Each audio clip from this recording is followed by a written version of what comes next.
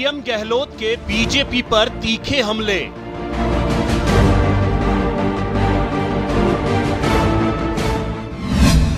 CM का आरोप, दंगे और तनाव का संकेत, बीजेपी लाई प्रदेश को इलेक्शन मोड में। परंतु ये मैं कह सकता हूं, अभी से ही बीजेपी इलेक्शन मोड में आ गई राजस्थान के अंदर। जेपी नड्डा जी का आना, अमित शाह जी आने वाले हैं, तो बीजेपी अभी से ही राजस्थान को इलेक्शन मोड पे ले आई है। दंगों का होना और जगह जगह तनाव पैदा करना, ये तमाम बातें इलेक्शन मोड की शुरुआत है राजस्थान के अंदर। जेपी नड्डा के दौरे पर सीएम का तंज, आग लगाने आते हैं राजस्थान। पूरे देश में आग लगा रहे हैं, आए आग लग गई, ये ऐसा माहौल बना रहे। गहलोत की खरी खरी, कानून का राज रहेगा तभी लोग सुरक्षित रहेंगे। ये कानून का राज रहेगा तभी लोग सुरक्षित रहेंगे। सीएम ने कहा, हिंदू होने का गर्व, लेकिन दूसरे धर्म का भी सम्मान करना चाहिए। हिंदू कौन नहीं है, हिंदू होने का हमें गर्व है। महात्मा गांधी ने कहा था हिंदू होने का मुझे गर्व है। अपने धर्म को सब मानो और दूसरे धर्म का मान सम्मान करो। बीजेपी ने कहा, नाकामी का ठीकरा दूसरों के सिर फोड़ने की कोशिश कर रही है सरकार। सवाल तो ये पूछा जाना चाहिए कि पीएफआई जैसी आतंकी संस्थान को तो परमिशन मिल जाती है मार्च निकालने के लिए, परंतु जब हिंदू शोभा यात्रा निकालना चाहते हैं तो उन पर इस प्रकार के जिहादी तत्व हमला कैसे करते हैं। सतीश पूनिया ने कांग्रेस पर तुष्टीकरण का आरोप लगाया।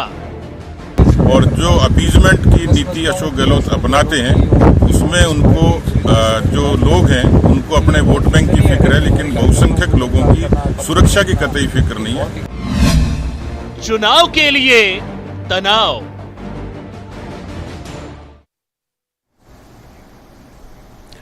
नमस्कार, बहुत स्वागत है आपका। प्राइम डिबेट देख रहे हैं आप, आपके साथ में जेपी शर्मा।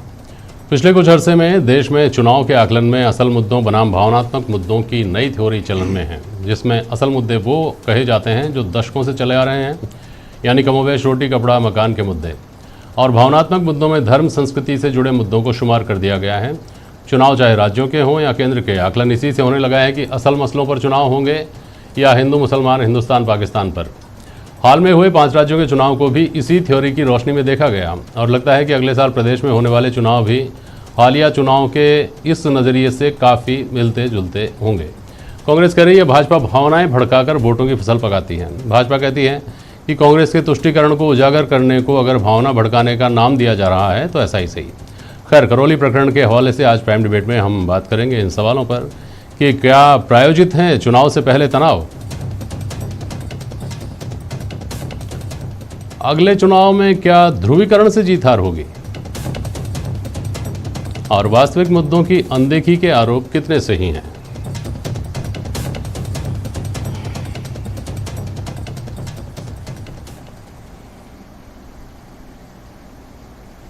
भाजपा प्रवक्ता अमित गोयल साहब हमारे साथ हैं, आर तिवारी जी हैं कांग्रेस के प्रवक्ता, नईम रब्बानी साहब हैं जमात इस्लामी हिंद के सेक्रेटरी हैं आप, और वरिष्ठ पत्रकार एसपी मित्तल साहब हमारे साथ जुड़े हैं। बहुत स्वागत है आप सभी का।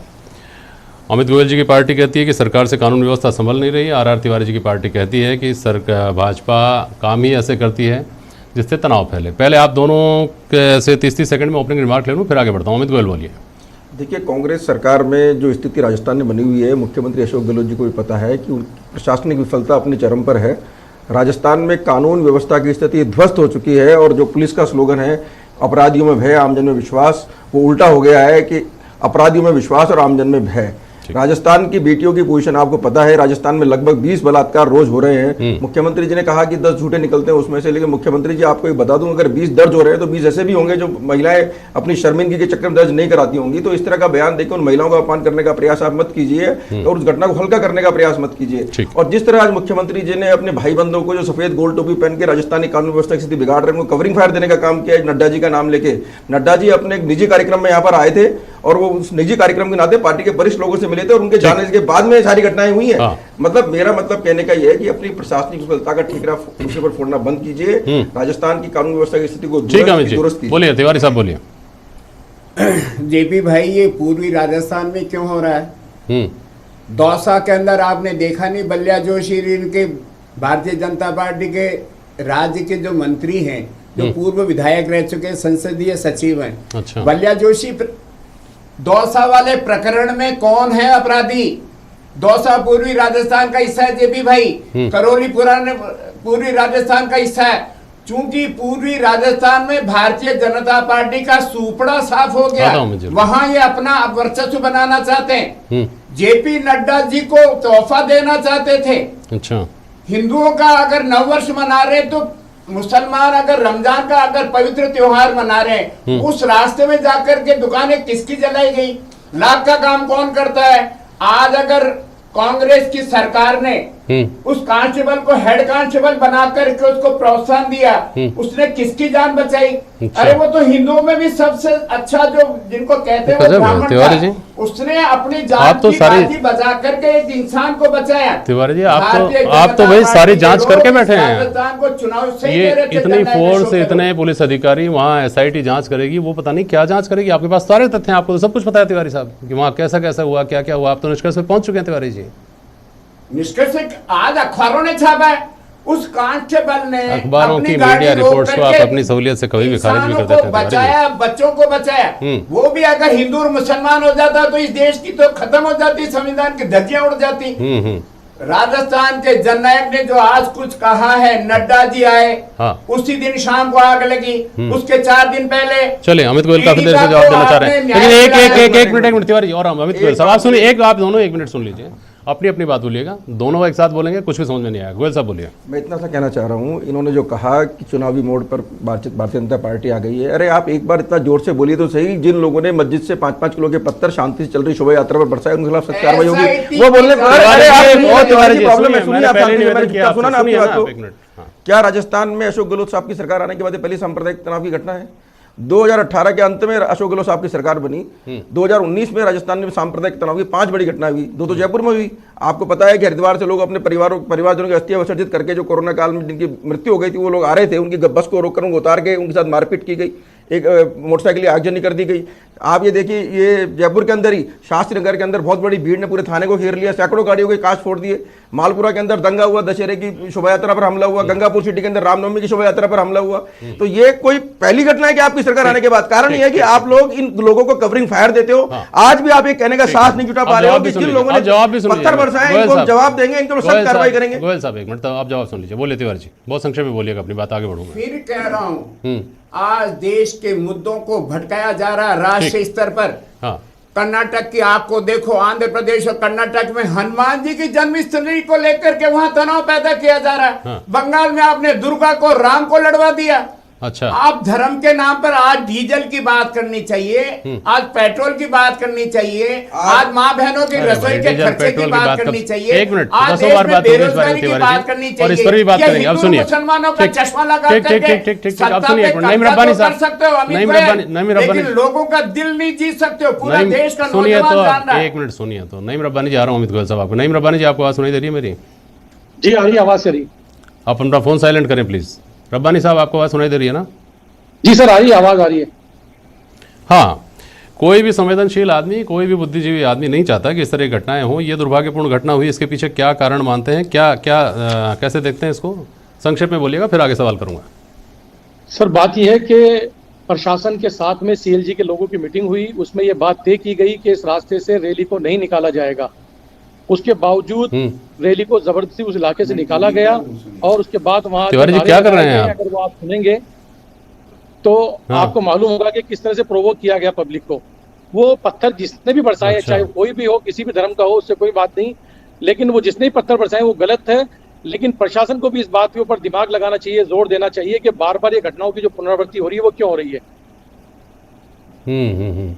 और रब्बानी साहब, देखिए, राजनीति की रोटी अगर कोई सेक रहा है भावनाएं भड़का कर, सुनिए आप 1 मिनट सुनिए, कोई भावना भड़काकर सेकने के आरोप लगते हैं किसी के ऊपर, किसी के ऊपर तुष्टिकरण के आरोप लगते हैं, वो कांग्रेस और भाजपा। सुनिए नईम रब्बानी साहब, आपको मेरी आवाज आ रही है ना? सुनिए तो। आ रही है। अब आप कह रहे हैं कि भाई नारे लगाकर भड़काया गया, तो नारे में क्या कह दिया गया था ऐसा कि लोग भड़क गए? जितना मैंने सुना है, इस देश में रहना होगा, जय श्री राम कहना होगा, यही नारे थे जिनसे भड़क गए लोग। नहीं, जय श्री राम नहीं, उसके अलावा भी कहा है कि दाढ़ी वालों को कहना होगा जय श्री राम कहना होगा। ये नारे भी लगे हैं सर वहां पर। खैर ये सब सामने नहीं आया, लेकिन हो सकता है कि ऐसा हो। अब मुझे एक बात बताइए, ये नारे अगर बात सहिष्णुता की, जहां रब्बानी साहब सुनिए ना, कर ली गई दोनों पक्षों की तरफ से, रब्बानी साहब सुनिए, अमित गोयल साहब सुनिए, निकाली जाएगी आता हूं तो उसके बाद जबरदस्ती क्यों निकाली? रब्बानी साहब सुनिए, जहां बात नफरत को जीतने की होती है ना, जहां बात ये आती है कि साहब कोई एक व्यक्ति नफरत फैलाकर कुछ हासिल करना चाहता है, उसका तरीका क्या उससे बचने का ये है कि आप हथियार बन जाएं, आप पत्थर फेंकें, आप उसके मंसूबे पूरे होने दें। अगर ऐसा है तो की बात कर रहा हूं मैं।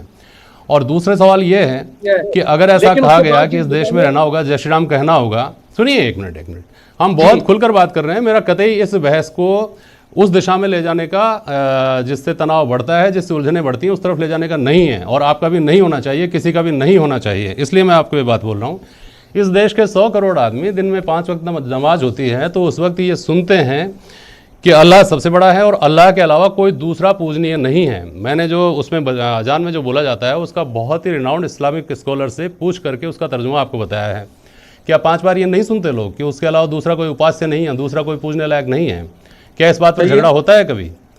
क्या इस नारे को लेकर कभी कोई एतराज़ जताया जाता है? जहां आप ये सुनते हैं, 5 बार दिन में सुनते हैं, माइक लाउड स्पीकर पर सुनते हैं कि दूसरा कोई भी पूजनीय नहीं है, ये सुनकर कैसा लगे? अगर मुस्लिम संप्रदाय के देवताओं के बारे में, पैगंबर के बारे में, अल्लाह के बारे में अगर सुन लिया जाए तो, अगर कह दिया जाए तो फिर सहिष्णुता की जिम्मेदारी एक तरफ ही थोड़ी है साहब। थोड़ा सा पाठ पढ़ाइए। मेरे कहने का मतलब ये है कि जो लोग इन बातों को लेकर बहुत उद्वेलित हो जाते हैं, जो नारों का हवाला दे रहे हैं ना, एक नारे लगा दिए गए, भड़काऊ नारे वारे, ये सब बातें चलने वाली मुझे नहीं लगता कि हैं।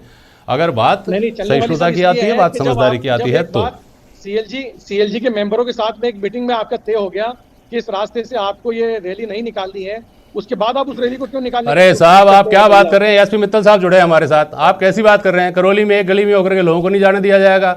अजमेर में तो सारी दुनिया के मुसलमान आते हैं ना सजदा करने के लिए, वहां दरगाह के दरवाजे पर फूल बरसाए जाते हैं। वो तो यहाँ मित्तल साहब बताइए। जयपुर में कौन? सुनिए नईम रब्बानी साहब, अब सुन लीजिए, कुछ अच्छी बात सुन लीजिए, बोलिए। जी बिल्कुल जी। 2 अप्रैल को जब क्या करौली के अंदर बाइक रैली पर जब क्या नाम से पत्थर बरसाए गए, तो उसी दिन शाम को जो चेटी चंद का जुलूस निकलता है ख्वाजा साहब की दरगाह के, सब पूरे शहर में जो निकलता है, और जब वो ख्वाजा साहब की दरगाह के सामने से आता है तो खादिम समुदाय के बहुत सारे लोग एकत्रित होते हैं, उन पर फूल बरसाते हैं, उनकी दस्तारबंदी करते हैं। तो ये भी एक क्या नाम से ये है, और उसके अंदर भी नारे लगाते हैं। ऐसा नहीं है कि चेटी चंद के जुलूस में लोग शामिल लोग नारे नहीं लगाते, उसमें भी नारे लगाते हैं, उसमें भी डीजी बजता है। लेकिन जो स्थिति है उसका एक चेहरा अजमेर का भी है, दूसरा चेहरा हम देखते हैं करौली का भी है। लेकिन आज मुख्यमंत्री ने जो बात कही है, मुझे लगता है कि जनाब से जो जिम्मेदारी एक सरकार की होनी चाहिए थी, उसकी जगह उन्होंने ये कह दिया कि क्या नाम से ये तो चुनावी वोट पे भारतीय जनता पार्टी आ गई, और उन्होंने जेपी करौली का जो प्रकरण है, करौली की जो हिंसा है, उसको जेपी नड्डा के दौरे से उन्होंने जोड़ दिया, और ये भी कह दिया कि आने वाले दिनों में अमित शाह आएंगे तब भी ऐसी घटनाएं होंगी। तो मुझे लगता है कि शायद ऐसा नहीं होना चाहिए। अब जब उसमें SIT जांच कर रही है करौली, आप दोनों के पास आता हूँ, बोलिए मित्तल साहब, आप बात पूरी करिए। करौली के प्रकरण में जब जांच हो रही है, तब मुख्यमंत्री जी का इस तरह का बयान आना, मुझे लगता है ये जांच को भी प्रभावित करेगा। एक तरह से मुख्यमंत्री जी ने अपना ये निर्णय दे दिया है कि ये जो हिंसा हुई है वो चुनावी मोड की वजह, भारतीय जनता पार्टी के चुनावी मोड की वजह से हुई है। तो मुझे लगता है कि शायद जांच का परिणाम सामने आ जाता। रब्बानी साहब भी बिल्कुल सही कह रहे हैं कि जो शांति समिति की बैठक हुई उसके परिणाम सामने आ जाते। और महत्वपूर्ण बात यह है, जो बहुत जरूरी इस मुद्दे पे कहना वो जरूरी है, कि जो PFI है, हम देखते हैं कि जो PFI का जो लिंक है, पॉपुलर फ्रंट ऑफ इंडिया का जो लिंक हम देखते हैं कई चरमपंथी मुस्लिम संगठनों से है। उन्होंने सरकार को 2 दिन पहले एक पत्र लिख दिया कि क्या नाम से नव संवत्सर पर जब जुलूस निकलेंगे, रैलियां निकलेंगी, तो उस पर विवाद हो सकता है, उसमें झगड़ा फसाद हो सकता है। सवाल ये भी उठता है कि आखिर PFI को यह अंदेशा कैसे हुआ कि उन्होंने एडवांस सरकार को सूचित कर दिया, और यदि सरकार को सूचित कर दिया तो सरकार को बताना चाहिए कि PFI के पत्र पे क्या किया। ठीक है, एक मिनट आपके पास आता हूँ। जी बोलिए, तिवारी जी क्या करना चाह रहे थे बीच में, आप बोलिए, संक्षेप में बोलिएगा, संक्षेप में बोलिएगा। साहब, आप जननायक के भाषण को जो आपको अपने हिसाब से कर रहे हो वो गलत है। उन्होंने यही तो कहा कि नड्डा जी आकर के गए, अब अमित शाह जी आएंगे चुनावी मोड़ पे, और आप पूरा देश जानता है मित्तल साहब ये भारतीय जनता पार्टी वाले ज्वलंत मुद्दों पर कभी राजनीति नहीं करते। अब सुनिए तिवारी जी, कभी आप जो धारा कह रहे 360, हैं, आप जो कह रहे थे वो बात समझ गया, लेकिन सुनिए राम सुनिए, मंदिर बना अब देंगे। तिवारी जी आपको जब रोकूं तब मेहरबानी करके सुन लीजिए कि देखिए बात यह है जो एसपी मित्तल ने कहा, जितना मैं समझ पाया हूं कि कोई भी व्यक्ति, उनका नाम जेपी नड्डा रखिए, उनका नाम अमित शाह रखिए, उनका नाम आम आदमी रखिए, कोई भी दूसरा आदमी कह लीजिए, अगर कहीं कोई गड़बड़ी होती है तो और सरकार की क्या ये जिम्मेदारी नहीं होती कि वो उसको रोके? और सरकार में इतनी कुव्वत क्यों नहीं होनी चाहिए कि वो उसको रोक दे? वो दिलों में आग लगाएगा, मैं दिलों की आग बुझाऊंगा, उसे अपने काम से काम है, मुझे अपने काम से काम है, ये तो कुव्वत होनी चाहिए ना, ये अपेक्षा तो की जाएगी। बोलिए अमित गोयल, क्या कहना चाह रहे हैं? देखिए, मैं इतना सा कहना चाहूँगा, पहली बात तो नड्डा जी को, अमित शाह जी को किसी राज्य में जाने के लिए किसी की परमिशन की आवश्यकता नहीं है, और वो जहाँ भी जाते हैं वहाँ जनता जलपलक पावड़े बिछाकर उनका स्वागत करती है, पहली बात। दूसरी बात, जो रब्बानी जी ने कहा कि साहब उस गली में से शोभा यात्रा नहीं निकलेगी, ऐसा सीएलजी की मीटिंग में तय हो गया था। ये देश पश्चिम बंगाल बन गया, राजस्थान, या आप इसको कश्मीर बनाना चाहते हो कि किसी मीटिंग में किसी गली से जाने के लिए परमिशन? अरे बात सुन लीजिए ना, पहले परमिशन लेनी पड़ेगी। तीसरी बात मैं कह रहा हूँ, क्यों नहीं परमिशन लेनी पड़ेगी? मेरी बात सुनिए, बात पूरी कर दूं। शर्मा जी बात पूरी सुनिए। अगर उसमें परमिशन नहीं होती तो पुलिस प्रशासन की मौजूदगी में यात्रा निकली, परमिशन तो थी। ये जो कहना चाह रहे हैं उस बात का मैं खंडन कर रहा हूं। ये बोलिए कि परमिशन थी, ये मत कहिए कि परमिशन क्यों लेनी पड़ेगी। परमिशन तो लेनी पड़ेगी भाई, चाहे वो पीएफआई निकाले चाहे वो आरएसएस निकाले। तो क्या आप इसको जब परमिशन लेने का कायदा बना हुआ तो लेनी पड़ेगी। मैं कह रहा हूँ जयपुर का मैं रहने वाला हूँ, बचपन से देख रहा हूँ, शहर में रहता हूँ, हमारे यहाँ पर बहुत ताजिए निकलते हैं, जनता खड़ी रहती है, हिंदुओं की खूब हजारों लोग खड़े रहते हैं छतों के ऊपर, बहुत आसानी से देखते हैं, किसी को समस्या नहीं है। आप अपने धर्म का पालन कर रहे हैं। अरे भाई, कोई शोभा यात्रा निकाल रहा है, कोई रामनवमी का जुलूस निकाल रहा है, क्या समस्या है आप लोगों को? क्या समस्या है आप मुझे बताइए। और ये पहली घटना है। अगर आपको लग रहा है और ये आप कह रहे पूर्व नियोजित नहीं थी, इतने सारे लोग इकट्ठे थे, पत्थर कहां से हो गए? पत्थर आपने प्रकट कर लिए ताकत से कोई?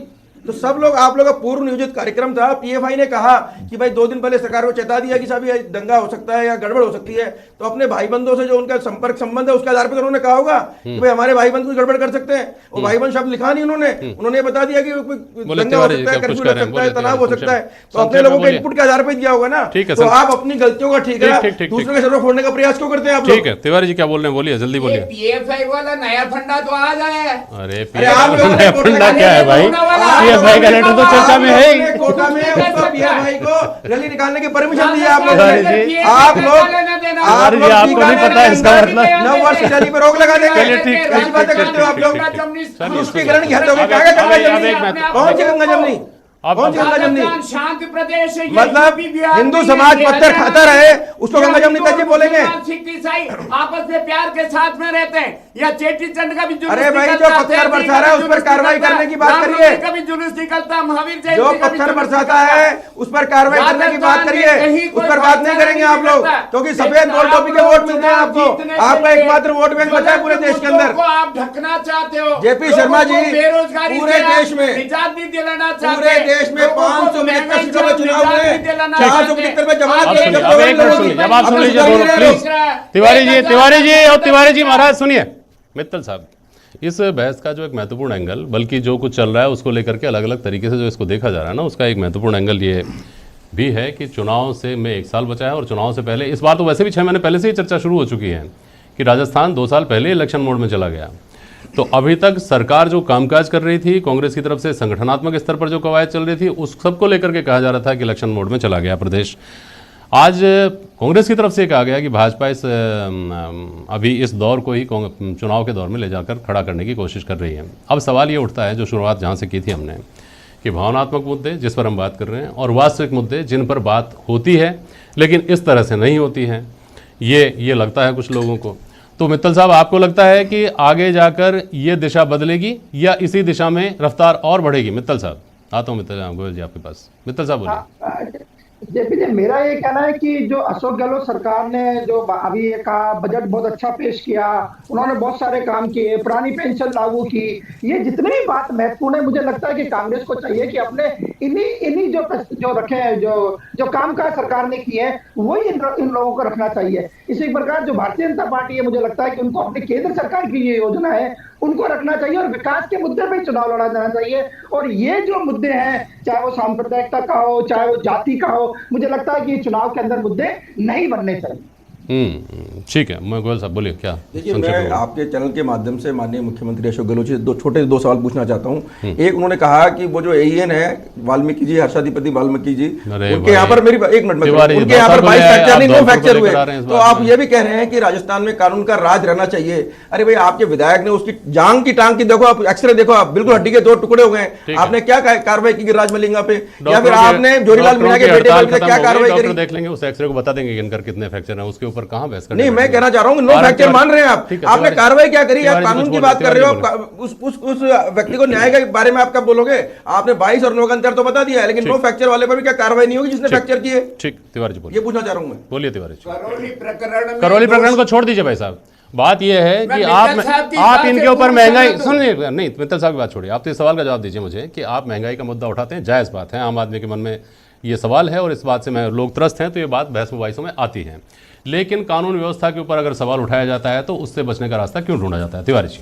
नेशनल क्राइम ब्यूरो ने कहा 2020, 2021, 2021 और 2022 में राजस्थान में क्राइम का 14% ग्राफ नीचे गिरा। बहुत गलत आंकड़े हैं। राजस्थान के राजस्थान में 2020 में कोरोना काल में कर्फ्यू लगा हुआ था, उस समय की बात कर रहे हैं। अभी तो आपका 26% बढ़ गया है, 26% बढ़ गया है। रोज 20 बलात्कार राजस्थान के अंदर हो रहे हैं, 6.5 लाख मुकदमे दर्ज हुए हैं आपके राजस्थान में। आपने सही कर लीजिए अपने। बहुत शुक्रिया आप सभी का आज प्राइम डिबेट में शामिल होने के लिए। आज के लिए बस इतना ही। नमस्कार। देश में तिवारी जी इतने बड़े चैनल पर